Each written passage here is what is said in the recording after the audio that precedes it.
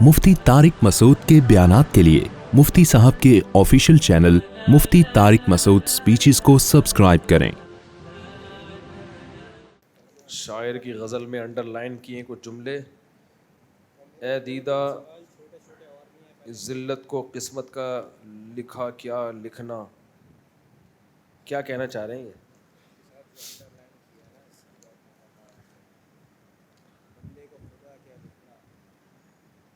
ظلمت کو ضیاء سرسر کو صبا، بندے کو خدا کیا لکھنا. پتھر کو گہر دیوار کو در، کرگس کو ہما کیا لکھنا. کیا کہنا چاہ رہا ہے یہ؟ تو یہ ٹھیک ہے نا، بندے کو خدا کیا لکھنا. ہاں، سرسر کو صبا، جو سرسر ہوا چلتی ہے ہم اس کو باد صبا کہتے ہیں. تو وہ کہہ رہا ہے کہ بھائی لوگ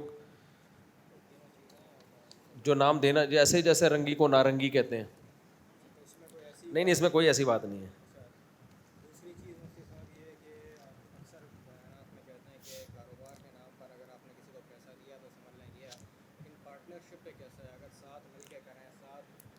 ہاں، ساتھ مل کے کریں پھر ٹھیک ہے.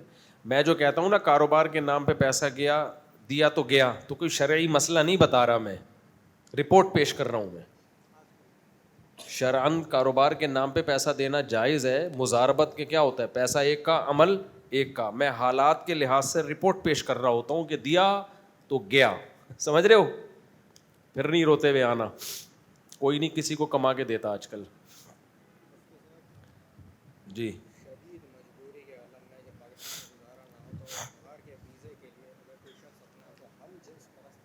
اوئے ہوئے ہوئے ہوئے ہوئے، نہیں بھائی، حرام ہے، ناجائز ہے. بعض دفعہ ویزے کے لیے اپنے آپ کو ہم جنس پرست لکھنا پڑتا ہے تو ویزا مل جاتا ہے اس پہ. تو یہ لکھنا حرام ہے، ناجائز ہے، پرلے درجے کی بے غیرتی، بے شرمی ہے.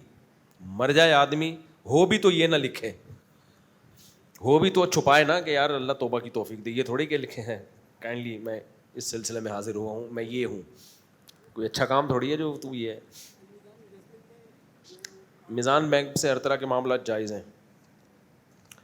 جماعت لاہور سے آئیے، آپ سے ملنے کا اشتیاق ہے. مصافحہ کر لینا بعد میں بھائی. شناختی کارڈ پر اور مختلف فارمز پر انسان کی تصویر پرنٹ ہوتی ہے یا پرنٹڈ تصویر چپکائی جاتی ہے. کیا یہ پرنٹ کرنا، اس کا معاوضہ لینا جائز ہے؟ جائز ہے بھائی، یہ ضرورت کی ہے، ضرورت کی تصویر جائز ہے.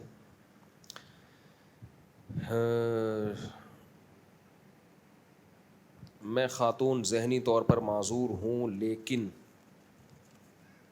نماز پڑھنے کی چاہتی ہوں، مگر کبھی طبیعت دماغی خراب ہوتی ہے تو نماز نہیں پڑھ پاتی، ہوش نہیں ہوتا، تو مجھ کو نماز نہ پڑھنے کا عذاب ہوگا؟ بھائی جب تک آپ کے ہوش سلامت ہیں تو نماز پڑھیں، جب ہوش سلامت نہیں ہے تو پھر نماز معاف ہے. جب دوبارہ آپ کی کنڈیشن نارمل ہو جائے تو پھر قضا پڑھ لیں.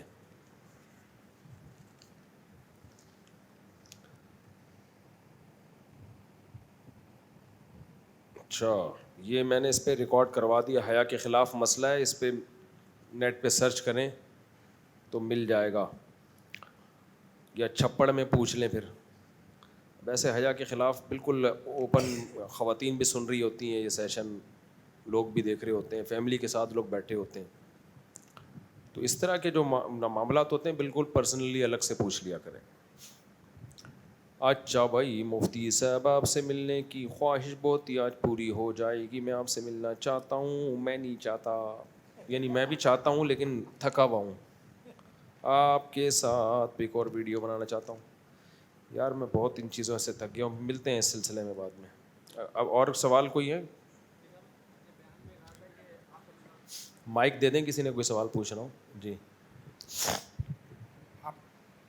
آپ نے بیان میں کہا تھا کہ جب نبی کریم صلی اللہ علیہ وسلم کو کربلا کی خبر دی گئی تو آپ اس وقت روئے تھے، لیکن ہم نے سنا علماء سے، مولانا ترجمی صاحب سے، کہ حضرت امام زین العابدین ساری رات رویا کرتے تھے اور ساری زندگی روتے تھے. تو یہ اور وہ مطلب ایک ساتھ نہیں ہو رہا، تو رو سکتے ہیں اگر کوئی واقعہ کربلا سے ہو؟ دیکھو کسی غم پہ، چاہے وہ کربلا کا واقعہ ہو یا کوئی بھی غم ہو، اس پہ رونا آنا، اس پہ اللہ کی طرف سے پابندی نہیں ہے، یہ نیچرل ہے. رونا منانا، باقاعدہ سوچ سوچ کے رونا، اس کو سنت قرار دینا غلط ہے. بعض لوگ کہتے ہیں حسین کے غم پہ رونا سنت ہے، یہ تعبیر ہی غلط ہے. غموں کو برداشت کرنا سنت ہے. خود بخود جو رونا آ جائے وہ معاف ہے. جیسے نبی صلی اللہ علیہ وسلم کی نواسی کا انتقال ہوا آپ کی گود میں، آپ روئے اور فرمایا کہ دل جو ہے غمزدہ ہے، زبان اشکبار ہے، حدیث کا مفہوم ہے یعنی دل غمزدہ ہے مگر زبان سے آنکھیں اشکبار ہیں، زبان سے وہ نکلے گا جس پہ ہمارا رب ہم سے راضی ہوگا. وہی ہے کہ بھئی ہم اللہ کی تقدیر پہ راضی ہیں. تو غم منانے کی اجازت نہیں ہے، صبر کرنا ہے. جو غیر اختیاری ہے وہ معاف ہے کیونکہ محبت تو ہے نا انسان کو. تو اب کربلا کا واقعہ ہو یا آپ یہ کہیں حضرت زین العابدین روتے تھے، تو کیا حضرت زین العابدین 10 محرم کو روتے تھے؟ تو ظاہر ہے جب یاد آئی ہوگی تو اس وقت ان کو رونا آ جاتا ہوگا، انہوں نے بھی صبر کرنے کی کوشش کی ہوگی. تو اس لیے اسلام میں خوشیوں کے دن ہیں، غموں کا دن ایک بھی نہیں ہے. اسلام میں ایک بھی نہیں ہے غم کا دن. 2 عیدیں ہیں خوشیوں کی، غم کا نہیں ہے. غم میں کیا ہے؟ جب غم پہنچا ہے تو صبر کی کوشش کرو. جو غیر اختیاری غم ہو رہا ہے وہ اللہ کی طرف سے معاف ہے. کسی کا بھی ہو، اپنے بیٹے کا ہو، باپ کا ہو، بیوی کا ہو، شوہر کا ہو، دوست کا ہو یا اہل بیت میں سے کسی کا ہو. تو اتنی بخاری مسلم کی واضح حدیثیں ہیں نوحے پر کہ جو نوحہ کرنے والی عورتیں ان پر لعنت ہے. من شق الجیوب لیس منا، گریبان چاک کرے غموں میں وہ ہم میں سے نہیں ہے. جو سینہ پیٹے، جو روئے، کتنی اس بات. تو شیعہ حضرات کا مسلک الگ ہے، ان کو کرنے دو. میں بار بار کہتا ہوں بھائی کسی کے مسلک کو چھیڑنے کی ضرورت نہیں ہے، نہ طنز کرنے کی ضرورت ہے. کوئی بھی فرقہ واریت اس سے نہیں پھیلتی کہ آپ اپنے مسلک پہ قائم رہتے ہیں. فرقہ واریت اس سے پھیلتی ہے کہ آپ دوسروں کو چھیڑتے ہیں جا کے. آپ مت چھیڑیں. ہم نے اپنے مسلک، ہم اہل سنت والجماعت میں سے ہیں. یا تو شیعہ ہو جاؤ، کس نے منع کیا ہے بھائی؟ پورے ہو جاؤ پھر شیعہ پراپر. یہ کیا آدھا تیتر آدھا بٹیر، آدھے وہاں جا رہے ہو آدھے یہاں آ رہے ہو. محرم میں شیعہ بنے ہوئے ہیں، ربیع الاول میں بریلوی بنے ہوئے ہیں، اور عرس میلاد میں کچھ اور بنے ہوئے ہیں. پتہ ہی نہیں چل رہا تم کیا بنے ہوئے ہو بھائی. ایک طرف ہو جاؤ بھائی. وہ ایک طرف کیا ہے بھائی؟ یا تو ہم قرآن، سنت اور صحابہ، اہل سنت والجماعت. اہل سنت والجماعت کا مطلب قرآن، سنت، اور قرآن و سنت کی وہ تشریح جو صحابہ سے ثابت ہو، اس کو فالو کرنا ہے. یا ہم نے وہ اصول لینے جو شیعہ حضرات کے ہیں، ان کے اصول کچھ اور ہیں، ہم سے مختلف ہیں. تو پورے ادھر ہو جاؤ، ہمیں کوئی اعتراض نہیں ہے. بہت سارے شیعہ ہیں ہمارے ساتھ، سلام دعا میں کرنے والوں بھی بہت. میں جب سفر پہ جاتا ہوں شیعہ لوگ بھی ملتے ہیں، سلام دعا، سیلفیاں سب کے ساتھ چلتی ہیں ہماری. ہمیں کوئی تکلیف نہیں ہوتی اس پہ. وہ بتاتے ہیں ہم شیعہ مسلک کو فالو کرتے ہیں، آپ کے بیان بھی سنتے ہیں. ٹھیک ہے بھائی، لیکن فالو کس کو کرو؟ ایک کو. یا تو پورے ادھر چلے جاؤ. پھر جب اہل سنت والجماعت آپ کہتے ہو اپنے آپ کو، اچھا یہاں کچھ لوگ کہتے ہیں ہم تو شیعہ سنی مانتے نہیں، ہم تو فرقوں والے باتیں کرتے ہی نہیں، ہم سب کیا ہے؟ سمپل مسلمان ہیں. یہ منجن ہے. یہ کیا ہے؟ منجن ہے. سمپل مسلمان کا مطلب کیا ہے؟ جب تمہارے یہاں کوئی رشتہ لینے آئے گا، بیٹی تم نے کہیں رشتے کا پیغام بھیجا، لڑکی کے ابا تم سے پوچھیں گے بیٹا ہم لوگ شیعہ ہیں، آپ کا مسلک کیا ہے؟ آپ کہو گے میں سمپل مسلمان ہوں. وہ کہے گا بیٹا ہم کوئی اور مخلوق ہیں کیا؟ یا ہم سمپل نہیں ہیں، ہم ذرا کمپلیکیٹڈ سے مسلمان ہیں. سیدھا سیدھا منہ سے پھوٹ دو ہم نے بیٹی دینی ہے. تو ان چیزوں میں چیک کیا جاتا ہے، کاسٹ دیکھی جاتی ہے، قوم دیکھی جاتی ہے، تنخواہ پوچھی جاتی ہے، ہائٹ دیکھی جاتی ہے، کہ خاندان دیکھا جاتا ہے، تو مسلک بھی پوچھا جاتا ہے. وہاں کوئی بیٹھا ہوا ہو براڈ مائنڈڈ کہ میرا تو کوئی مسلک نہیں. مفتی طارق مسعود ہے جو اہل سنت والجماعت اور فقہ حنفی کو فالو کرتا ہے، ہم لوگ کا تو کوئی مسلک نہیں ہے. وہاں سارے بتاتے ہیں میں یہ مسلک ہے میرا، پورا پورا بتا. ورنہ لڑکی کا ابا کتے چھوڑ دے گا گلی کے تمہارے پیچھے، بولے نکل یہاں سے، ٹائم ویسٹ کر رہا ہے. تو یہ فرقے ہیں، گراؤنڈ ریئلٹی ہے. آپ کو فرقے ہی نہیں ہے، یہ ہیں. لوگ کہتے ہیں اسلام میں نہیں ہے. اسلام میں فرقے نہیں ہیں، لیکن حقیقت اسلام فرقوں کو پسند نہیں کرتا، لیکن حقیقت میں تو ہے نا. اور اسلام نے خبر بھی دی ہے کہ فرقے پیدا ہوں گے. جب ہوں گے تو تم نے کس فرقے کو فالو کرنا ہے. یہ نہیں کہ تم نے یہ کہنا سارے فرقے غلط ہیں, نہ, نبی نے فرمایا 73 فرقے ہوں گے, ایک جنتی, وہ ایک بھی فرقہ ہی ہوگا. بھائی اگر نبی یوں فرما دیتے 73 فرقے ہوں گے, اور چونکہ اسلام میں فرقے غلط ہیں لہذا 73 کے 73 جہنمی, جو صرف ان تمام فرقوں سے آزاد ہوگا وہ جنتی ہوگا. تو ہم کہتے سارے فرقے غلط ہیں. لیکن نبی کو معلوم تھا کہ اگر میں نے یہ کہہ دیا نا کہ 73 کے 73 غلط ہوں گے تو اس سے 74واں فرقہ نکل آئے گا. کیا خیال ہے بھائی؟ تو یہ منجن ہے, یوٹیوب پہ کچھ اسکالر بیچتے ہیں کہ فرقہ کوئی نہیں ہے, ہم سمپل مسلمان ہیں. تو ایسے لوگ جب کسی لڑکی کے ہاں پیغام لے کے جائیں تو لڑکی کے ابا پوچھیں ہم لوگ شیعہ مسلک کو فالو کرتے ہیں, آپ کا مسلک کیا ہے؟ آپ جواب میں کہیں گے میرا کوئی مسلک نہیں ہے. وہ کہے گا اچھا مجھے یہ بتاؤ ہم محرم میں ماتم کرتے ہیں, آپ کرو گے؟ آپ کہو گے نہیں, یا آپ بولو گے ہاں کرتا ہوں فار ایگزامپل. اچھا بیٹا ہم جو ہے وہ مجالس بھی کرتے ہیں, آپ کرو گے؟ ہاں میں کروں گا. اور جو بھی شیعہ مسلک میں ہوتا ہے یہ کرو گے؟ آپ کہو تو بولو بیٹا منہ سے پھوٹ دیتے نا میں شیعہ ہوں, گھنٹہ لگا دیا ہمارا تم نے, ٹھیک ہے نا. آپ جب کہ نہیں انکل اسلام میں فرقے نہیں ہیں, تو وہاں یہ دال گلے گی نہیں, وہاں فوراً بتاؤ کہ جی میں شیعہ ہوں. اسی طرح سنیوں کے یہاں پیغام لے کر گئے نکاح کا, وہ پوچھ رہے ہیں بیٹا آپ کیا ہو, آپ کا مسلک کیا ہے, آپ شیعہ ہو سنی ہو؟ انکل میرا کوئی مسلک نہیں ہے, میں صرف اسلام کو مانتا ہوں. بیٹا ہم لوگ کیا تورات اور انجیل کو مانتے ہیں؟ ہم کیوں یہودی, شکل سے تمہیں یہودی نظر آ رہے ہیں جو تم بول رہے ہو اسلام کو مانتے ہیں؟ ہے بھائی ہم قادیانی ہیں, ہم بھی تو مسلمان ہیں, تو بتاؤ نا تم کس مسلک کے ہو, ہماری بیٹی ایڈجسٹ بھی ہو پائے گی کہ نہیں پائے گی؟ آپ پھر وہ آپ سے پوچھتا ہے بھائی آپ ماتم کرتے ہو؟ آپ کہتے ہو نہیں. ان کو یہ تھا کہ بھائی ایسا نہ ہو یہ پھر ہماری بچی سنی ہے یہ پھر ماتم میں لے کے جائیں تو ہم لوگ اس کے قائل نہیں ہیں تو پھر اختلاف پیدا ہوگا. پہلے ہی نہیں ہے, بہتر پوچھ لو کہ بھائی تم ہمارے خاندان میں ایڈجسٹ ہو پاؤ گے کہ نہیں ہو پاؤ گے. تو آپ اس نے پوچھا آپ سے کہ بیٹا آپ ماتم کرو گے؟ آپ نے کہا نہیں ہم تو ماتم نہیں کرتے. اچھا بیٹا آپ یہ بتاؤ کہ آپ لوگ وہ نوحہ کرتے ہو؟ نہیں جی ہم تو نوحہ نہیں کرتے. مجالس کرتے ہو؟ نہیں. تو بیٹا منہ سے پھوٹ دیتے نا کہ سنی ہوں میں, آسان حل ہو جاتا. نہیں ہمیں وہ جہلم سے یہ پتہ چلا ہے کہ شیعہ سنی نہیں ہوتا, اسلام میں فرقے تو بالکل بھی نہیں ہے, ہمارا کوئی فرقہ نہیں ہے. تو وہ جہلم میں بھی وہ رشتہ ہوگا نا, وہ آپ کو دھکے دے کے باہر نکالے گا, بولے گا نکل یہاں سے, تیرا اوپر کی کھوپڑی کیا ہو گئی ہے. بھائی اسلام میں نہیں ہے لیکن گراؤنڈ ریئلٹی تو ہے نا. اسلام میں چور ہیں, اسلام میں چور ہیں, جیب کترے ہیں, لیکن کیا حقیقت میں نہیں ہے؟ بولو نا. اب کوئی آپ سے پوچھ رہا ہے تم چور ہو یا نہیں ہو, اسلام میں چور نہیں ہے. ابے اسلام میں نہیں ہے لیکن پاکستان میں ہے, ٹھیک ہے نا. تو بتا کہ چور صحیح ہے یا بغیر چور صحیح ہے, جو تجھے اچھا لگے تو اس میں چلا جا. تو اختلاف تو ہے, 73 فرقے ہیں, اور نبی نے فرمایا 72 جہنم میں. اس کا مطلب ایک صحیح ہے, وہ بھی ان 73 میں سے ایک ہوگا.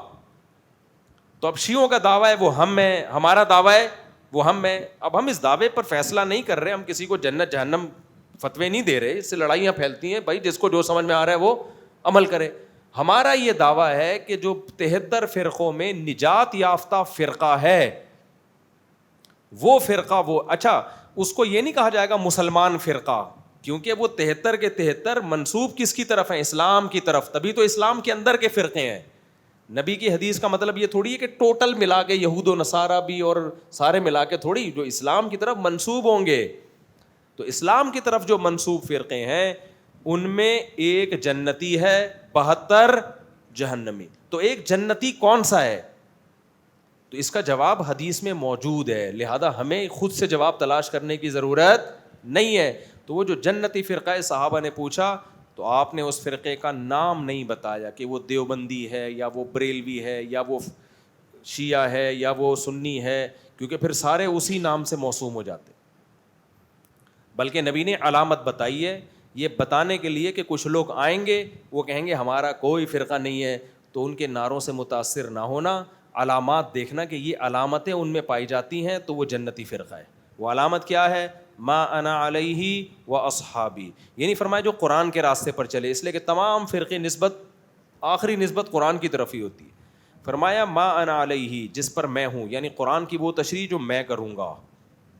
غامدی صاحب کی بہت سی تشریحات ان کی اپنی ہیں، حدیث سے وہ تشریحات میچ نہیں کرتی، اور فوراً غامدی صاحب کہتے ہیں حدیث کو ایسے موقع پہ اڑا دیتے ہیں. وہ پھر حدیث بھی کافی نہیں ہے، قرآن و حدیث کی وہ تشریح جو کس سے ثابت ہوگی؟ صحابہ سے. اجماع صحابہ کے خلاف نہیں جا سکتے. تبھی میں اہل حدیث کو اہل سنت والجماعت میں ماننے کے باوجود کہتا ہوں کہ 3 طلاق میں اہل حدیث اہل سنت والجماعت میں داخل نہیں ہے. 3 طلاق کے مسئلے میں اس میں انہوں نے اہل سنت والجماعت سے بغاوت کی ہے، کیونکہ کسی ایک صحابی سے بھی دکھا دو صحیح سند سے کہ اکٹھی 3 طلاقوں کو انہوں نے ایک کہا ہو. وہ دائیں بائیں جانا شروع ہو جاتے ہیں، وہ فلانے مفتی کفایت اللہ صاحب نے لکھا تو فلانا. بھائی فلانے ڈمکانے کی بات چھوڑ دو یار، تمہارے اپنے دیوبندیوں نے لکھا غلط لکھا. ہم کم دیوبندیوں کو مانتے ہیں بھائی، ہم مانتے ہیں کس کو ہیں؟ صحابہ کو مانتے ہیں.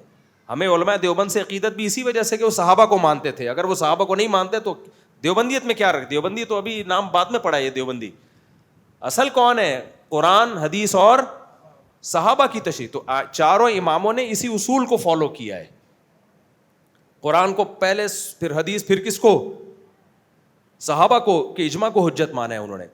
تو اب اہل حدیث کو ہم اس لیے اہل سنت میں داخل کر لیتے ہیں کہ وہ دعوے کی حد تک مانتے ہیں کہ ہم صحابہ کے اجماع کو حجت مانتے ہیں، عملی نہیں مانتے. تو ہم کہتے ہیں چلو نظریاتی طور پہ بھی مان رہے ہیں نا، تو ہمارا بہت براڈ مائنڈیڈ ہے ہم لوگ بھائی.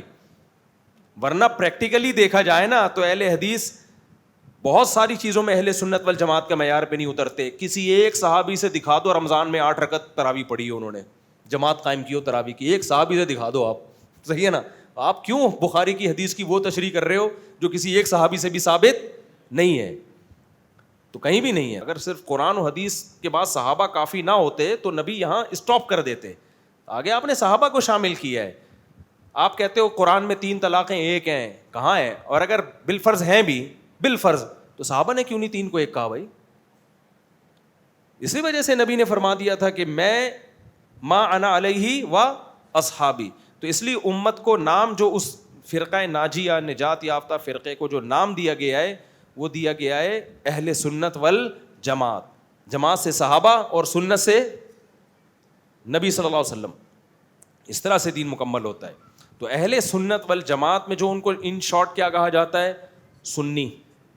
ان شارٹ اس کو کیا کہا جاتا ہے؟ سنی کہا جاتا ہے. تو اب کیا بات کر رہا تھا؟ وہ تو بات ہی دماغ سے نکل گئی. ہاں، تو میں یہ کہہ رہا ہوں کہ اب آپ اگر سمجھتے ہو کہ جنتی فرقہ شیعہ ہے تو پھر آپ پراپر ان کے اصولوں کو فالو کرو. وہ ہر چیز میں اہل بیت کو ترجیح دیتے ہیں، ان کی رائے ہے یہ. ہماری نظر میں خلفائے راشدین کا مقام زیادہ ہے، جن میں سیدنا علی بھی آتے ہیں، سب سے پہلے ابو بکر آتے ہیں، پھر عمر آتے ہیں، پھر عثمان آتے ہیں، پھر حضرت علی آتے ہیں، کیونکہ وہ نبی کے جانشین بنے ہیں. نبی کے دین کو نبی نے مصلی پہ ابو بکر کو کھڑا کیا ہے آخری دنوں میں. تو ہمارا یہ ہے کہ بھائی پہلے ان کا مقام ہے. تو اسی وجہ سے خلفائے راشدین کے فیصلوں کو ہمارے ہاں بڑی ویلیو ہے. شیعہ حضرات کے یہاں ویلیو نہیں ہے اس کی. ہم قرآن حدیث کی وہ تشریح کرتے ہیں سب سے پہلے جو کس سے ثابت ہو؟ خلفائے راشدین سے ثابت ہو. تو اب اس میں کیا ہے کہ جو اہل سنت والجماعت ہیں ان کے ہاں میت چاہے اہل بیت کی ہو یا کوئی بھی، اس پہ نوحہ کیا ہے؟ حرام. اس پہ چیخنا چلانا حرام. اس میں حسین کی یاد میں رونا سنت نہیں ہے. اب حضرت مولانا طارق جمیل صاحب ہمارے لیے قابل احترام ہیں، لیکن ان کی یہ دلیل بالکل سطحی دلیل ہے کہ نبی بھی روئے تھے تو حسین کی یاد میں رونا سنت ہے. بھائی نبی تو اپنی نواسی کے انتقال پہ بھی روئے تھے، تو کیا جب بھی وہ ڈیٹ آئے گی تو آپ بھی روئیں گے کیا؟ حضرت نبی کی نواسی کی جس دن انتقال ہوا تھا، نبی صلی اللہ علیہ وسلم سیدہ خدیجہ کی وفات پر بھی روئے ہوں گے، تو کیا جب بھی حضرت خدیجہ کی وفات کا دن آئے گا تو ہم روئیں گے؟ یہ تو بالکل ہی ایک سطحی سی حضرت نے بات کی ہے. اہل بیت کی محبت ہے حضرت کے دل میں تو جذبات میں کہے گئے وہ. تو مسئلہ ویسے بھی مفتیوں سے پوچھا جاتا ہے جو پراپر افتاء کا کام کر رہے ہیں. تو اس لیے ہماری رائے میں حضرت کی سے مسٹیک ہوئی ہے، غلطی ہوئی ہے. تو اس لیے رونا دھونا سنت نہیں ہے. ہاں کسی کو حضرت حسین کی واقعہ پڑھے میں نے بھی جب پہلے کربلا کا واقعہ سنایا نا، اس وقت میرے ویڈیو بیان ریکارڈ نہیں ہوتے تھے. میں نے کربلا کا واقعہ بیان میں سنایا, مجھے خود بھی رونا آ گیا اس میں. جب آدمی اس منظر تک پہنچتا ہے کہ وہ عبید اللہ بن زیاد جو بدبخت تھا گورنر, حضرت حسین آمادہ تھے کہ بھائی اس کے ہاتھ پہ بیعت نہیں کروں گا, میں بیعت کروں گا تو امیر شام کے ہاتھ پہ بیعت کروں گا یا مجھے واپس جانے دیا جائے. تو بہت جائز مطالبہ تھا ان کا, پھر بھی زبردستی مجبور کیا اور سر قلم کر دیا. تو جب کربلا کا واقعہ انسان سنا رہا ہوتا ہے تو آٹومیٹیکلی رونا آ جاتا ہے. تو وہ تو نیچرل ہے, ہمیں بھی آ گیا تھا رونا, وہ نیچرل ہے. تو اب میں اس کو بڑھا بڑھا کے روؤں اور پھر آپ کو بھی رلاؤں, یہ نیچرل نہیں ہے, یہ پھر شریعت پر کیا ہے, زیادتی ہے. اور جب واقعہ سنایا تھا تو آگے, حالانکہ وہ 10 محرم کا دن نہیں تھا. آپ جب کربلا کا واقعہ پڑھیں گے, آپ عید کے دن بھی پڑھیں گے تو رونا آ جائے گا آپ کو. تو اس رونے کا 9-10 محرم سے یا محرم کے مہینے سے تعلق نہیں ہے, اس کا تعلق اس سے کہ جب انسان غم کا واقعہ سنتا ہے تو نیچرلی اس کو رونا آتا ہے, خاص طور پر اس کو جس کو محبت ہو. تو ہمیں بھی حضرت حسین سے محبت ہے بھائی, ہم تو ان سے محبت کو اپنے ایمان کا حصہ سمجھتے ہیں. تو جب ہم نے پڑھا اس وقت بھی رونا آیا, جب ممبر پہ بیان کیا اس وقت بھی رونا آیا, لیکن وہ میں نے ریکارڈ نہیں ہونے دیا, ریکارڈ نہیں ہونے دیا اس لیے کہ بھائی بس ٹھیک ہے آ گیا, محبت کی علامت ہے. بعض لوگ مضبوط دل ہوتے ہیں, ان کو نہیں آتا رونا, تو یہ اس کی علامت نہیں ہے کہ ان میں محبت نہیں ہے, ان کا دل زیادہ مضبوط ہوتا ہے, وہ برداشت کر جاتے ہیں. تو لیکن اب اس کو محرم میں آپ سوچ سوچ کے لوگوں کو رلانے کے لیے آپ اور پھر اس کو سنت قرار دو, تو یہ پھر ہماری رائے میں اہل سنت والجماعت کے نزدیک یہ عمل پھر جائز نہیں ہے. تو اس لیے اس کے لیے یہ تعبیر کہ حسین کی غم پہ رونا سنت ہے. سنت کیا ہے اس کے لیے فقہاء نے اصول بیان کیے ہیں. بدعت کیا ہے اس کے لیے فقہاء نے, جو اہل سنت والجماعت کے فقہاء ہیں ان کے ہاں الگ اصول ہیں, تو ہم اسی اصول کو فالو کریں گے, اس سے ہمیں ہٹنے کی اجازت نہیں ہے. ورنہ ہم بولیں کہ بھائی ہم اہل سنت والجماعت میں شامل نہیں ہیں, پھر آپ کو پراپر شیعہ مسلک قبول کر لیں, پراپر چلے جائیں, تو ہمیں پھر اس پہ کوئی اعتراض نہیں ہے. کیا گناہ گار بندے پر آتا ہے, میں بہت پریشان ہوں. کیا لکھا بھائی, آزمائش کسے کہتے ہیں؟ کیا گناہ گار بندے پر آزمائش آتی ہے؟ میں بہت پریشان ہوں, پہلے بالکل خوشحال زندگی تھی, اچانک سب کچھ چلا گیا, مشکل ہونے لگی, یہاں تک سے بات کرنا بھی زندگی میں ہو. دیکھو بھائی, غم آ گیا نا, اس غم نے آپ کو اللہ کے قریب کر دیا ہے, تو یہ غم اللہ کی بہت بڑی رحمت ہے. یہ غم گزر جائیں گے.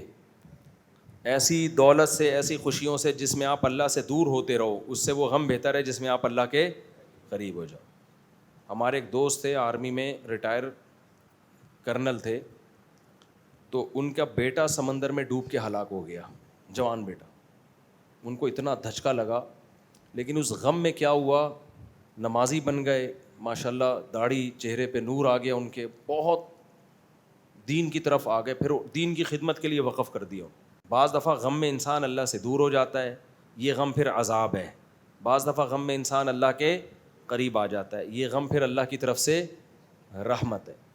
تو باقی غم دور کرنے کے اسباب تو اختیار کرنے چاہیے انسان. السلام علیکم مفتی صاحب, یہ ہمارے خواتین جو ہے محرم میں جو ہے نا منت مان لیتے ہیں. جی آگے کا محرم میں جو ہے نا منت مانتی ہیں کہ بچوں کو نا فقیر بنائیں گے. کیا بنائیں گے؟ فقیر بنائیں گے. فقیر؟ 4 سال 5 سال. جی, وہ گرین کپڑے کچھ پہنا دیتی ہیں محرم ہو کے 3 دن یا 5 دن, کچھ اسی طرح. میرے کو نہیں, جائز نہیں ہے بھائی, اس کی حقیقت کیا ہے؟ کچھ بھی نہیں ہے, پتہ نہیں, یہ تو جو کرتے ہیں وہ پوچھ, میں تو شریعت کا مسئلہ بتاؤں گا کہ یہ جائز نہیں ہے. منت کے لیے عبادت کا ہونا ضروری ہے. یہ منت نہیں ہوتی کہ میں بچے کو یہ لباس پہناؤں گی, یوں کراؤں گی, یہ کالعدم ہے منت. منت میں یہ ہوتا ہے میرا یہ کام ہو گیا تو روزے رکھوں گا, میرا یہ کام ہو گیا تو صدقہ کروں گا. یہ منتیں پوری کرنا واجب ہے. یہ کہ یہ بچہ ہو گیا تو ٹینڈ کرا دوں گی اس کی, یہ ہمیشہ گنجا رہے گا, یہ منت نہیں ہے, یہ منعقد ہی نہیں ہوتی. اس کو پورا کرنا بھی جائز نہیں ہے. ٹینڈ کرانی ہے تو کرا دو, نہیں تو احمد کی طرح خود بخود ٹینڈ اگر مقدر میں ہوگی تو ہو جائے گی. السلام علیکم. جی مفتی صاحب, سوال یہ تھا کہ ہم لوگ آفس میں نا نماز پڑھتے ہیں جس میں ہمارا کارڈ لٹکا ہوا ہوتا ہے, اس پہ ہماری تصویر بھی ہوتی ہے, تو نماز کے وقت یا تو جیب میں رکھ لیتے ہیں یا پھر ہاں, شرٹ اس تصویر کو چھپا دیں نماز کے وقت. تصویر اگر سامنے ہے جاندار کے چہرے کی تو نماز جائز نہیں ہے, مکروہ ہے. اس کو شرٹ کے اندر کر دیں یا جیب میں رکھ دیں یا پلٹ دیں تاکہ چھپ جائے وہ. اس پہ اگر ناک یا کان نہ بنا ہوا ہو کیا مطلب چہرے کی واضح تصویر ہونی چاہیے، چاہے انسان ہو یا جانور، پھر یہ حرام ہے. اگر چہرے کی تصویر نہیں ہے تو پھر جائز ہے. اور گرافک ڈیزائننگ میں مطلب جو تصاویر بناتے ہیں بنانا جائز ہے؟ گرافک ڈیزائننگ میں اگر صرف ڈیجیٹل تصویر بن رہی ہے تو وہ تو اختلافی مسئلہ ہے، ہماری نظر میں وہ تصویر میں داخل نہیں ہے. حضرت مفتی عبد المنان صاحب جو دارالعلوم کرنگی کے بڑے مفتی ہیں، اور بھی دیگر مفتیان کرام کا بھی یہی فتویٰ ہے. حضرت مفتی تقی عثمانی صاحب کا بھی رجحان اسی طرف ہے کہ وہ پھر تصویر میں داخل نہیں. جو پرنٹڈ تصویر ہے وہ اگر ضرورت کی وجہ سے بنا رہے ہیں تو ٹھیک ہے، بلا ضرورت بنا رہے ہیں تو جائز نہیں ہے. اور وہ تصاویر شرٹ وغیرہ پہ پرنٹ ہو وہ بھی ایسے ہی ناجائز ہے، اس کا کوئی ضرورت تو نہیں ہے نا. تو اس سے جو انکم آئے گی؟ دیکھیں وہ ہارس جو بنا ہوا ہوتا ہے نا لوگوں میں، اس ہارس کا چہرہ میں آنکھ ناک کان واضح نہیں ہوتے، ہاں تو وہ پھر اس میں نہیں داخل ہے. آنکھ ناک کان بالکل واضح ہونے چاہیے، چہرہ نظر آئے اس کا. جی جناب. مفتی صاحب میں سافٹ ویئر ہاؤس میں جاب کرتا ہوں، ویب ڈیولپر کی. جی. تو ہم لوگ ویب سائٹ وغیرہ بناتے ہیں تو کبھی کبھی کوئی غلط ویب سائٹ بھی آ جاتی ہے جس میں لڑکیوں وغیرہ کی تصویریں ہوتی ہیں. لیکن ہم تو جاب کرتے ہیں، ٹیم لیڈ ہمیں اسائن کرتے ہیں ویب سائٹ بنانا، تو اس میں اگر کبھی غلط لڑکیوں وغیرہ کی تصویریں آ جائیں تو وہ بنانا کیسے؟ دیکھو ویب سائٹ بنانا جائز ہے کیونکہ اس کے BCO کام ہو سکتے ہیں. اب اس میں لڑکیوں کی تصویر آ رہی ہے نہیں آ رہی ہے یہ آپ کا مسئلہ نہیں ہے، آپ کے مشورے سے تھوڑی آ رہی ہے وہ، تو آپ ویب سائٹ بنا کے دے سکتے ہیں کسی. السلام علیکم مفتی صاحب. ہم سوشل میڈیا پہ جیسے ہم سنتے ہیں ایک مفتی فضل ہمدرد کے نام سے جو آج کل ایک وائرل ہو رہے، تو وہ یہ بات کہہ رہے کہ کہیں بھی صریح اور صحیح حدیث سے یہ ثابت نہیں ہے کہ ابو بکر صدیق ہی صدیق اکبر ہے، تو اس بات کی آپ تھوڑی سی وضاحت فرما لیں. دنیا میں اس سے بڑا بے وقوف کوئی نہیں ہے جو ہر دعوے پر حدیث کا مطالبہ کرے. کسی صحیح حدیث سے ثابت ہے کہ میرا نام طارق مسعود ہے؟ پاگلوں والے اسٹائل ہے. صدیق اکبر کا لقب امت نے آپ کو دیا ہے. کس نے دیا ہے؟ امت نے. جیسے عمر بن خطاب کو امیر المومنین کا لقب کس نے دیا؟ امت نے. اور حدیث میں آتا ہے امت گمراہی پہ جمع نہیں ہو سکتی. تو جب امت نے ایک لقب دے دیا اور اس پر قرائن بھی موجود ہیں، والذی جاء بالصدق وصدق به اولئک هم المتقون، 24ویں پارے میں، 24ویں میں یا 23ویں کے آخر میں، ابھی مجھے صحیح یاد نہیں، کہ والذی جاء فمن اظلم ممن کذب علی اللہ وکذب بالصدق، یہ 24ویں پارہ ہے. اس کے شروع میں ہے کہ جو صدق کو لے کر آیا اور صدق کی اس نے تصدیق کی یہی لوگ متقی ہیں. تو مفسرین لکھے اس کا اول مصداق کون ہے؟ حضرت ابو بکر ہیں. تو صدیق والا عنصر حضرت ابو بکر میں احادیث سے ثابت ہے کہ کوٹ کوٹ کے بھرا ہوا تھا. اسی بیس پر امت نے آپ کو لقب کیا دیا؟ صدیق. حضرت عمر فاروق کا جو لقب فاروق ہے تو یہ ایویں ہی نہیں دے دیا، اس کا اشارہ ہمیں قرآن و سنت میں ملتا ہے کہ اللہ نے حق عمر کی زبان پہ جاری کر دیا. عمر کو دیکھ کے شیطان اپنا راستہ بدل لیتا ہے، تو فاروق کا مطلب حق باطل میں فرق کرنے والے. تو حضرت عمر نے بہت واضح طور پر کسی کے خوف اور ملامت کی پرواہ کیے بغیر اسلام لا کے اعلان کر دیا تھا، یعنی حق کو بہت واضح طرح سے ایکسپلین کرتے تھے وہ، تو اس لیے ان کا لقب فاروق پڑ گیا. سمجھتے ہو کہ نہیں سمجھتے؟ تو اس میں کوئی حدیث کا مطالبہ ہی غلط ہے. مفتی صاحب ادھر سے آواز آ رہی ہے بھائی. جی مفتی صاحب فجر کی جماعت ہو رہی ہو تو سنت جیسے بندہ پہلے پڑھے بعد میں، جہاں جماعت ہو رہی ہے عین اسی جگہ کھڑے ہو کر سنتیں پڑھنا جائز نہیں ہے. مطلب میں بات ایسی دیوبند سے مسئلے پوچھیں، بولے آپ اگر اتنا پہنچ نہیں، فقہ حنفی میں بھی جائز نہیں ہے. جہاں جماعت ہو رہی ہے نا عین اسی ہال میں اسی جگہ کھڑے ہو کر. یہ ایسی عوام میں ایک چیز رائج ہو گئی ہے. مسجد کے باہر پڑھیں یا بالکل دور کسی جگہ پہ کھڑے ہو کر پڑھیں، اور وہ بھی اس صورت میں کہ جب جماعت ملنے کا یقین ہو، کم سے کم ایک رکعت ملنے کا یقین ہو. نہیں ہے وہی ہے اس میں. مفتی صاحب ابھی آپ نے جو دوسرا والا واقعہ بتایا ہے، کون سا دوسرا جو واقعہ بتایا حضرت سعد بن ابی وقاص والا، ہاں، تو حضور نے جو ان کو کہا کہ ابھی اللہ تم سے بہت سے لوگوں کو فائدہ دے گا اور بہت سو کو نقصان پہنچائے گا، ہاں، تو اس میں ہم حضور کا علم غیب کا قیاس نہیں کریں گے؟ نہیں، علم غیب نہیں، یہ وحی کے ذریعے پتہ چلا نا. علم غیب تھوڑی، اللہ بہت سی چیزیں وحی کے ذریعے آپ کو بتا دیتا تھا. ہر چیز نہیں بتائی، جو بتا دی وہ آگے بتا دی آپ نے، جو نہیں بتائی وہ نہیں بتائی. بہت سے باتوں کے سوال میں جواب میں نبی نے یہ بھی تو فرمایا مجھے معلوم نہیں، مجھے علم نہیں. اگر آپ کو پہلے پتہ ہوتا غزوہ احد میں 70 شہید ہو جائیں گے تو آپ اس طرح سے لڑتے؟ آپ کا تو یہ خیال تھا کہ بھائی اس طرح ہمیں فائدہ ہوگا، لیکن شہید ہو گئے تو پھر اللہ نے تسلیاں دی. ابراہیم علیہ السلام کو پتہ ہوتا کہ بچہ ذبح کروں گا تو نہیں ہوگا ذبح، علم غیب ہوتا تو پھر کوئی قربانی رہتی؟ وہ تو یہ سمجھ رہے تھے چھری چلاؤں گا بچہ شہید ہو جائے گا. السلام علیکم مفتی صاحب. وعلیکم السلام. میری مامی ہے، یہ غیب سے یاد آیا، مطلب ان پہ کوئی جنات وغیرہ آ جاتے ہیں اور جب وہ کوئی بات کہتی ہے تو پھر وہی ہو جاتا ہے. اب میری کزن کی شادی تھی تو تقریباً جنات آ گئے تھے اس پہ، اب پتہ نہیں کیا ہو گیا اچانک اس کو. انہوں نے کہا کہ یہ 2 مہینے بعد واپس آئی، مطلب ان کے گھر پہ لڑائی ہوگی. پورے 2 مہینے ہو گئے، وہ واپس آ گئی ان کے گھر پہ لڑائی اسٹارٹ ہو گئی. مطلب وہ جو بات کہتی ہے وہی ہو جاتا ہے. پھر ممانی نہیں واپسی دلوائی ہوگی پھر. نہیں دیکھو یہ ہو نہیں سکتا کہ کسی پہ جن آیا ہو اور وہ غیب کی خبریں فیوچر کی دینا شروع کر دے. امپاسبل ہے یہ. قرآن میں جگہ جگہ ہے کہ جنات کو غیب کا علم نہیں ہوتا. بعض دفعہ ہوتا یہ ہے کہ 100 باتیں کوئی کرتا ہے، ایک اتفاق سے صحیح نکل آتی ہے، تو پھر ہم ساری زندگی اس کو بیان کرتے رہتے ہیں بیٹھ کے. عامل لوگ پتہ ہے کیا کرتے ہیں؟ عامل لوگ یہ کرتے ہیں اس کو بھی وظیفہ بتایا، اس کو بھی بتایا، اس کو بھی بتایا، اس کو بھی بتایا، اس کو بھی 100 لوگوں کو بتایا، 20 کا ویسے ہی مقدر میں کام ہونا تھا ان کا ہو گیا. اب وہ آتے ہیں حضرت آپ نے بتایا تھا اور یہ میرا کام ہو گیا. عامل لوگ پھر ان کی ہسٹری سیو کرتے ہیں اور ان کو ہمیشہ کے لیے عاملوں سے عقیدت ہو جاتی ہے. یہ بہت ہو رہا ہے مارکیٹ میں. تو یہ جس پہ جن من آتے ہیں تو قرآنوں میں تو یہ مضمون بہت واضح ہے، حدیث میں بھی، قرآن کی آیت بھی ہے.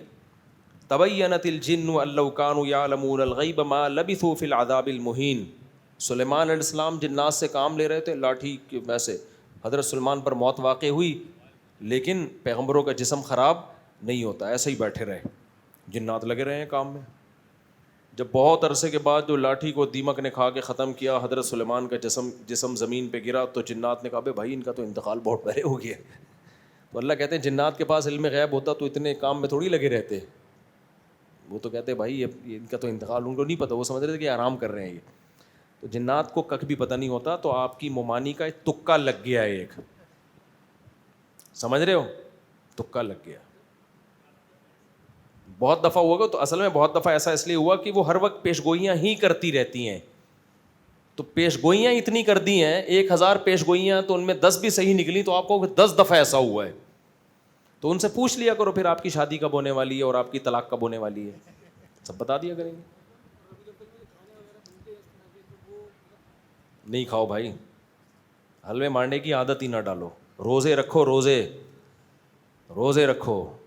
روزے سے انسان کا اسٹیمنا بنتا ہے، روزے سے کانفیڈنس پیدا ہوتا ہے، صحت اچھی ہوتی ہے اور تقویٰ پیدا ہوتا ہے، اللہ کی محبت پیدا ہوتی ہے. مانڈے حلوے کھانے سے کچھ بھی سوائے کولیسٹرول کے، لوگ بڑے گوشت سے پرہیز کرتے ہیں. میٹھا گوشت بڑے گوشت سے زیادہ نقصان دہ ہے. لوگ چربی نہیں کھاتے کہ کولیسٹرول پیدا ہوگا، میٹھے سے زیادہ کولیسٹرول پیدا ہوتا ہے. سمجھ رہے ہو؟ لڈو مڈو پھوڑتے، مذہب کے نام پہ لڈو پھوڑ رہے ہو.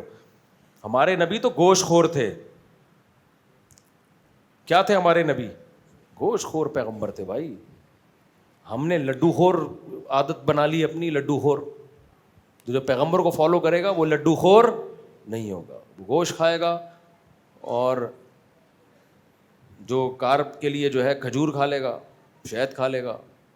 قرآن کے جو پھل ہیں ایسے خاندانی پھل ہیں یار. قرآن نے جو پھل بیان کیے ہیں، زیتون بیان کیا قرآن نے، انار بیان کیا قرآن نے، کھجور بیان کیا. انجیر کی قسمیں کھا رہے ہیں اللہ تعالیٰ. کہیں ایک رسگلے کی قسم دکھا دو قرآن میں، لڈو کی قسم، والتین والزیتون، قسم ہے انجیر کی، قسم ہے زیتون کی. اللہ کہتے ہیں شجرتن مبارکہ، برکت والا درخت، زیتونہ یعنی کون سا درخت؟ زیتون. لا شرقیت ولا غربیہ، بالکل دھوپ میں اگا ہوا.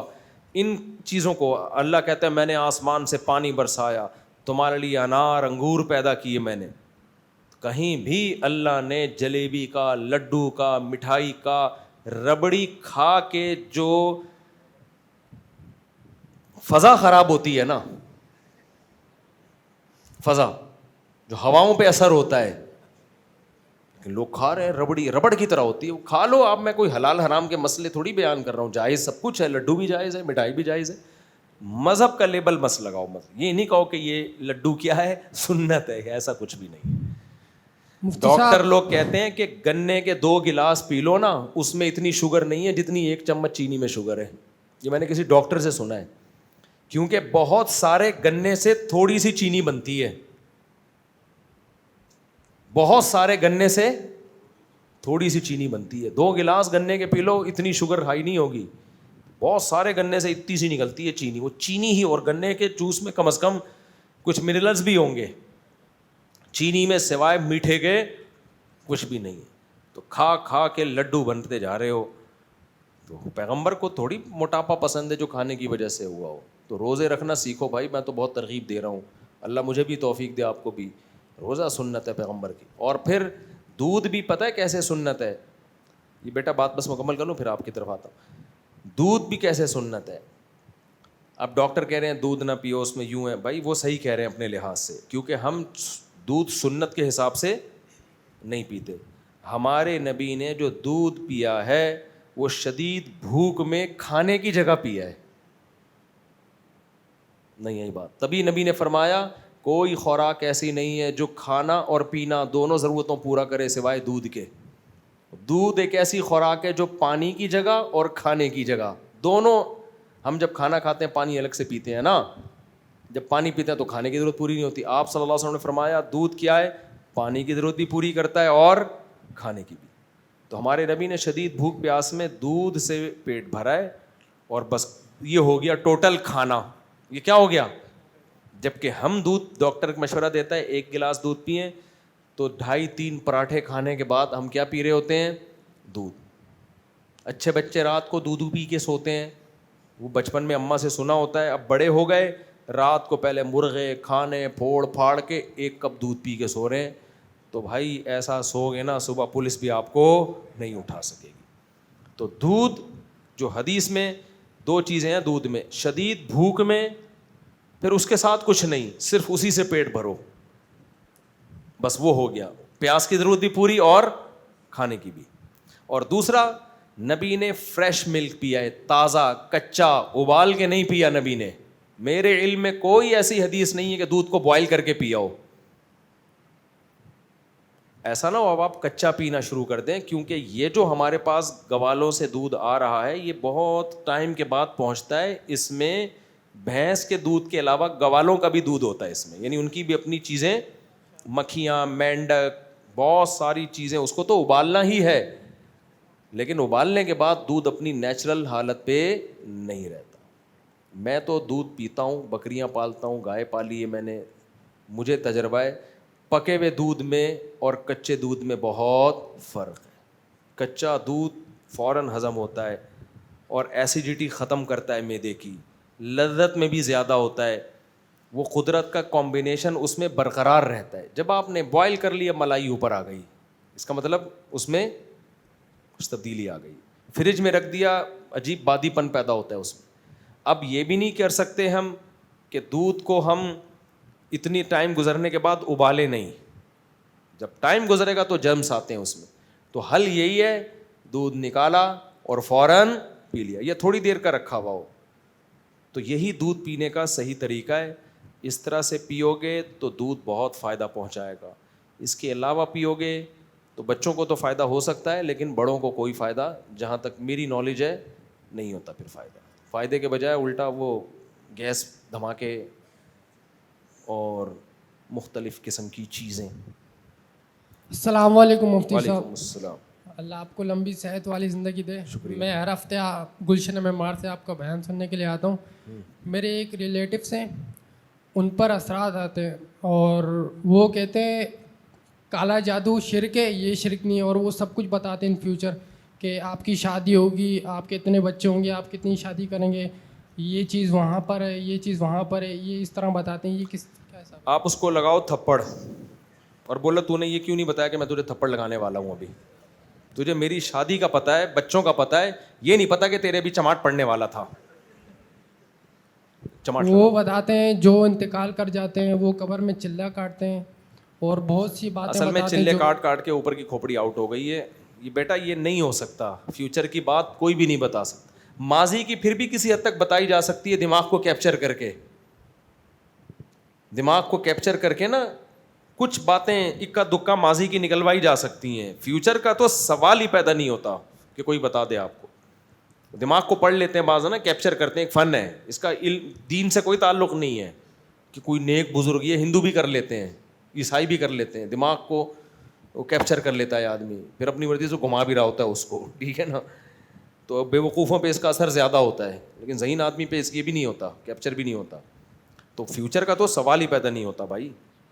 یہ جو عصر کی 4 سنتیں نماز سے پہلے اور عشاء کی 4 سنتیں نماز سے پہلے, یہ جو دوسری رکعت پر دعا, درود و سلام, سب دعائیں پڑھنی چاہیے.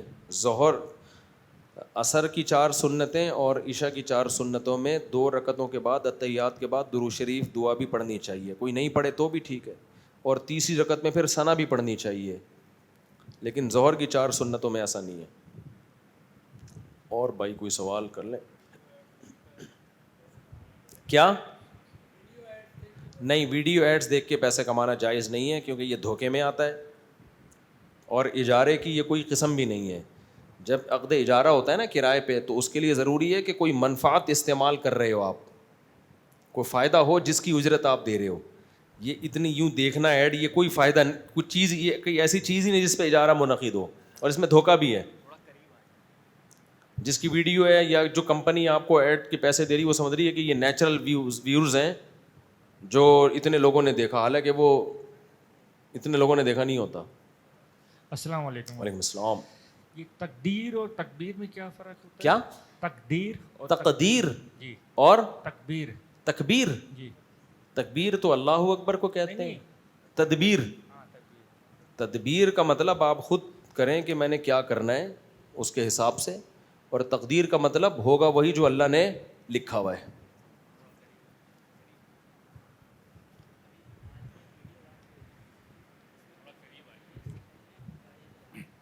پتہ نہیں یار, اس طرح کی ویڈیوز وائرل ہوتی رہتی ہیں, کبھی نہیں دیکھا کرو. ایسی چیزیں ہوتی رہتی ہیں, فیک ویڈیوز بھی بہت ہوتی ہیں. اچھا, کسی کا بیان آیا الٹا سیدھا, لوگ فوراً گالیاں دیتے ہیں. اب بھائی دیکھ لو ڈبنگ نہ ہو کہیں.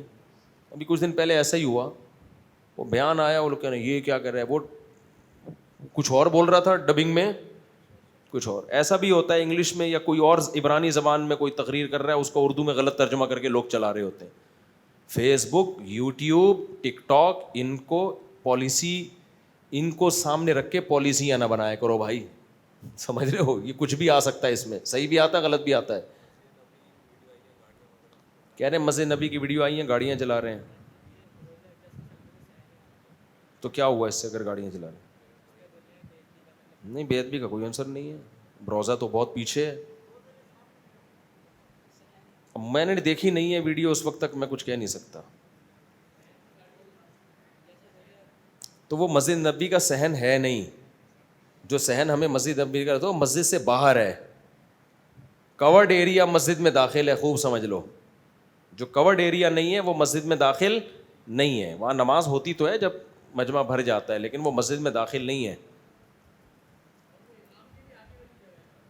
ہاں, تو اس میں یہ جو ہم لوگ نا ادب تمیز ومیز میں, یہاں کے لوگوں کا کچھ تھوڑا سا نفسیاتی ہو گئے ہیں. یہ لوگ تھوڑے سے کیا عمل میں زیرو ہیں, گستاخی کے فتووں میں ہیرو ہیں. یہ اتنا زیادہ نہیں ہے جتنا آپ لوگوں نے بنا لیا ہے.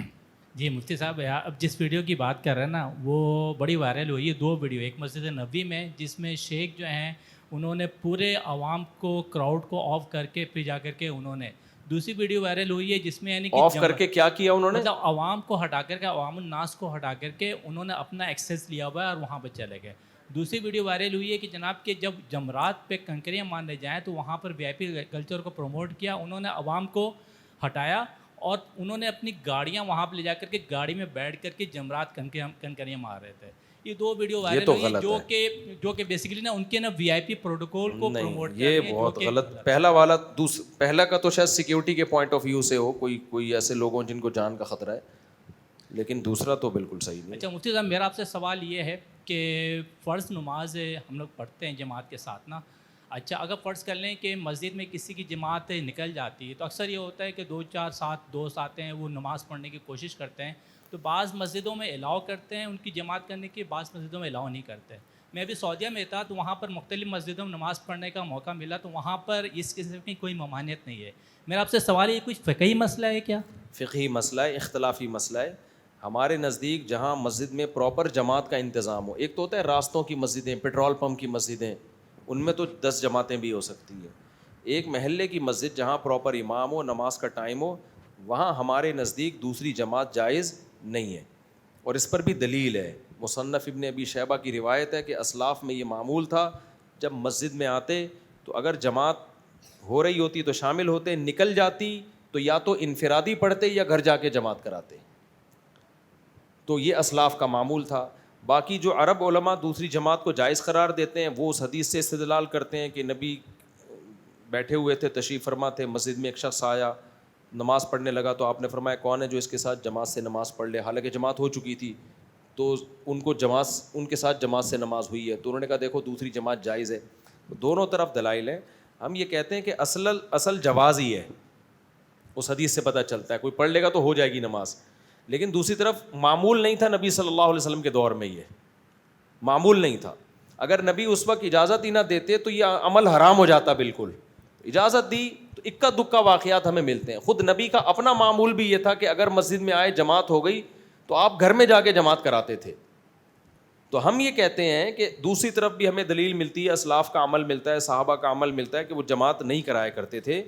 تو اب ہوگا کیا کہ اگر لوگوں کو اجازت دے دی جائے تو یہ زندگی میں اکا دکا نہیں ہوگا, ہر مسجد میں 2-2 3-3 جماعتیں ہوں گی. تو مسجد نبی میں ایسا تو نہیں ہوتا تھا, تو اس سے پہلی جماعت کی ویلیو ختم ہو جائے گی. لوگ کہیں گے کوئی بات نہیں دوسری جماعت میں آ جاؤ, کوئی بات نہیں تیسری. تو شریعت کا جو مقصد ہے کہ زیادہ سے زیادہ لوگ امام کے پیچھے ہوں, وہ مقصد کیا ہوگا؟ فوت.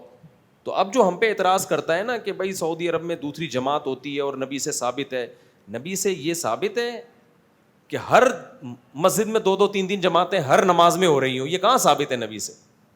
تو ایک عمل اگر فساد کا ذریعہ بن رہا ہے, پہلی جماعت کی اہمیت کو ختم کرنے کا ذریعہ بن رہا ہے, تو وہ عمل ثابت ہونے کے باوجود بھی اس کی حوصلہ شکنی کی جائے گی. جبکہ دوسری طرف بھی دلیل موجود ہے, اجتہاد برائے اجتہاد نہیں ہے. وہ وہی ہے مصنف ابن ابی شیبہ کی روایت کے صحابہ اور اسلاف کیا کرتے تھے, جب مسجد میں آتے تو معمول یہی تھا کہ دوسری جماعت اگر کھڑی بھی ہے, پہلی جماعت ہو گئی تو وہ یا تو انفرادی پڑھتے یا گھر جا کے جماعت کراتے. تو وہ بھی تو صحابہ اور اسلاف کا معمول تھا نا. تو اگر نبی کے دور میں یہ معمول ہوتا 2-2 3-3 جماعتوں کا, تو صحابہ ایسا کیوں کرتے پھر وہ؟ اس لیے ہم کہتے ہیں کہ اس عمل کی حوصلہ شکنی کی جائے.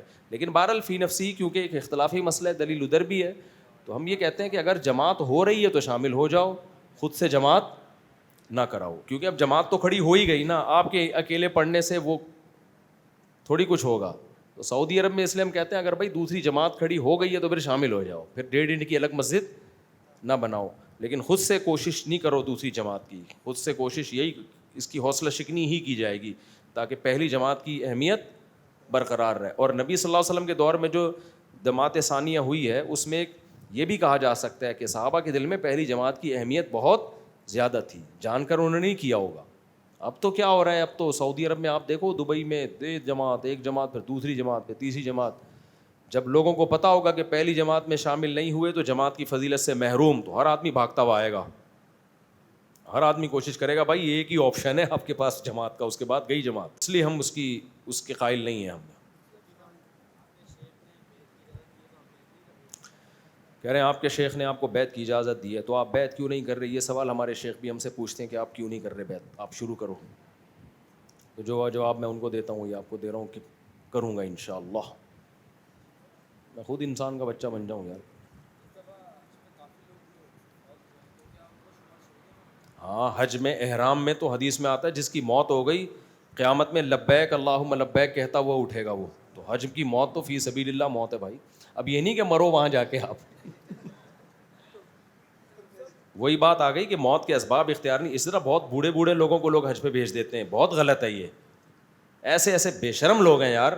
بوڑھے کو نا فلائٹ میں بٹھا دیں گے جاؤ, ان کو پتہ ہے بھاجی سنبھال لے گا. یار آپ اپنی ٹینشن دوسرے پہ کیوں ڈال رہے ہو؟ اب حاجی آزمائش میں یار اس بوڑھے کو نہیں سنبھالو تو مر گیا تو شرمندگی، سنبھالو تو یار ہم اپنا حج کریں. ان کو آدمی اپنے باپ دادا کو سنبھال لیتا ہے, دوسروں کے باپ دادا کو سنبھالنا مشکل کام ہوتا ہے.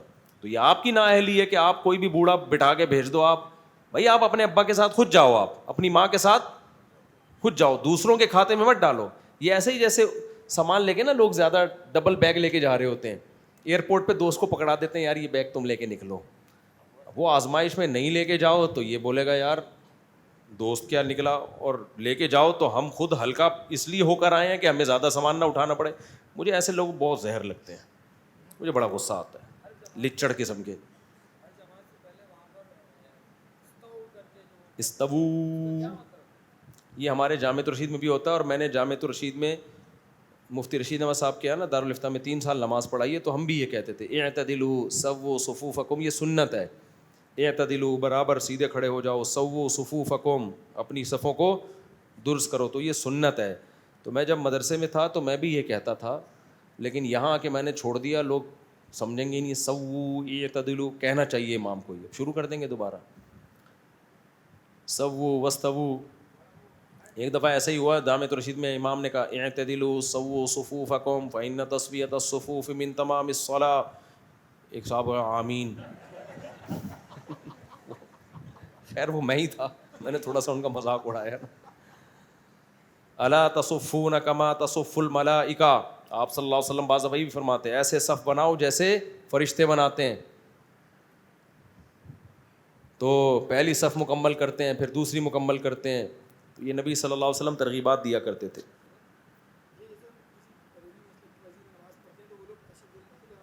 اللہ پہ کھڑے ہوتے ہیں, پہلے سے ہی کھڑے رہیں آپ, پہلے سے ہی, تاکہ صف سیدھی ہو جائے نا. چلیں میرا خیال ہے کافی ہو گیا. یہ کیا سوال ہے بھائی؟ ہاں پیٹ کی بیماری ہے IBS, وضو بہت مشکل